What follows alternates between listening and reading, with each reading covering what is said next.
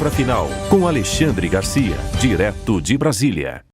Hoje pode ser um dia de uma notícia de paz. Trump está se encontrando, é o anfitrião de Putin no estado americano do Alasca, que os americanos compraram dos russos em 1867, por um pouco mais de 7 milhões de dólares.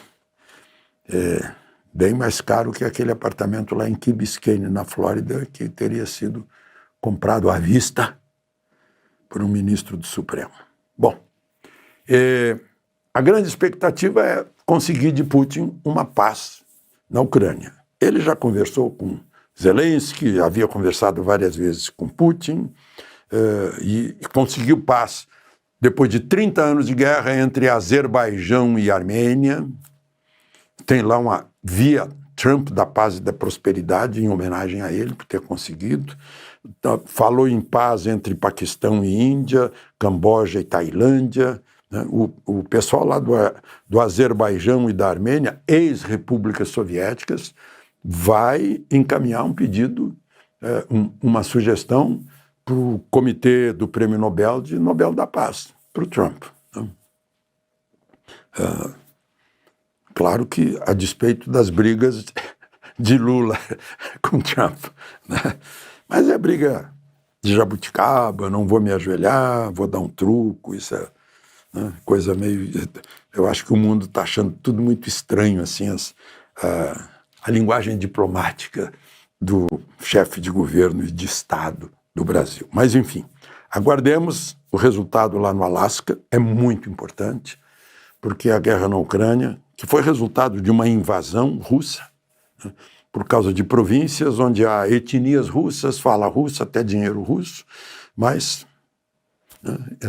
está dentro da Ucrânia, já teve os problemas com a Crimeia, né? Ali é uma região complicada. Né? Em Yalta, ali pertinho, foi a grande conferência que ajudou lá no término da guerra. Stalin, Roosevelt, Churchill. Né? Bom, mas voltando a essa questão Trump e Brasil. Trump está se queixando, uma da perseguição a Bolsonaro, né? E outra, ele diz que o Brasil sempre cobrou muita taxa contra os Estados Unidos. Lula já disse que não, que o Trump está mentindo e tal. Então a gente está com essa história nesse pé. Mas eu queria falar de uma outra questão também com vocês, porque vocês viram aí, né, esse sujeito lá em Minas Gerais que matou um lixeiro, né, porque o caminhão do lixo estava atrapalhando a passagem dele. E ele ameaçou a motorista do caminhão do lixo, já com uma arma na mão. Uma pistola.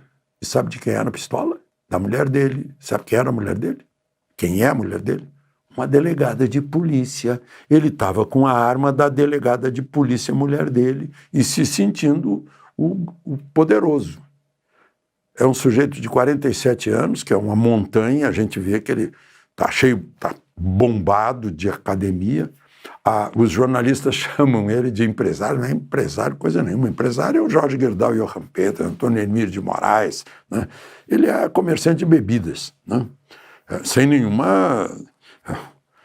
Adoro os comerciantes de vinhos, por exemplo, né? Mas enfim, o sujeito deu um tiro, já que o caminhão estava dificultando a passagem dele, ele passou, mas deu um tiro no peito de um dos lixeiros e matou o lixeiro, que tem família. E ontem foi a audiência, mais uma audiência com ele, foi confirmada a prisão preventiva dele, porque ele tem um passado de agressão, registro policial de São Paulo. Ele já é uma pessoa violenta. Eu fico pensando, né, como é que um sujeito desse... certamente ele não tinha porte de arma. A corregedoria está investigando, inclusive, a atitude da mulher dele, que já alegou que não sabia de nada.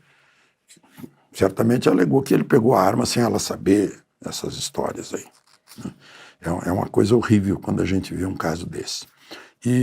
Bom, o avião russo, que estava pousado 3 dias no aeroporto de Brasília, e ninguém ficou sabendo o que tem dentro desse avião. Ele veio da Rússia, passou pelo Azerbaijão, fez uma escala lá um Ilyushin, 4 motores, 4 turbinas, Ilyushin 76, é um gigante. Fez ainda uma escala na Guiné e depois pousou em Brasília, saiu de Brasília, pousou em Santa Cruz de la Sierra, na Bolívia, depois na capital da Colômbia, né, em Bogotá, e por fim não, ele está indo para Cuba, o que tudo indica, Caracas. Esse avião não é da Força Aérea Russa, é de uma empresa de transporte aéreo, chamada Aviacom.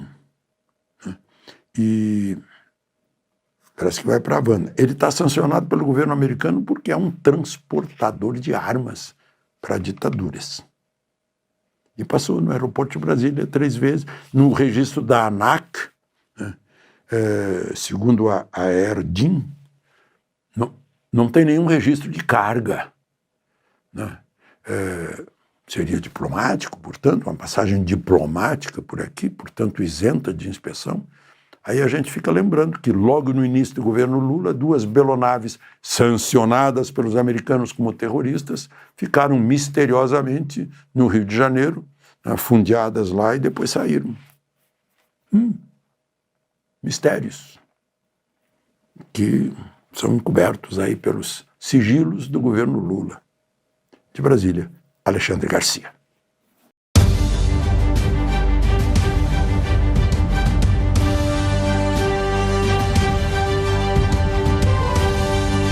A palavra final com Alexandre Garcia, direto de Brasília.